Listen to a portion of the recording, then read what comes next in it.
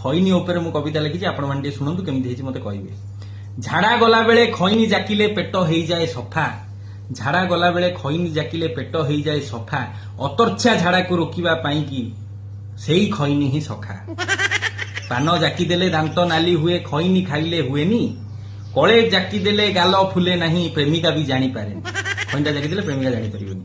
ପାଟି ସିନା ଟିକେ ମନ୍ଦ ଗନ୍ଧ ହୁଏ, ପାୱାର ତାହାର ପ୍ରବଳ, ପାଟି ସିନା ଟିକେ ମନ୍ଦ ଗନ୍ଧ ହୁଏ, ପାୱାର ତାହାର ପ୍ରବଳ, ଅଭ୍ୟାସୀ ଲୋକଙ୍କ ଖଇନି ସରିଲେ ଉପାଡନ୍ତି ମୁଣ୍ଡର ବାଳ। ମନ୍ଥରା ଠାରୁ ଶକୁନି ପର୍ଯ୍ୟନ୍ତ ସବୁ ଜାକୁଥିଲେ ଖଇନି, ଶକୁନିର ଦାନ୍ତ କଳା ପଡିଥିଲା ଭୁଲିଗଲୁ କିରେ ଚଇନି।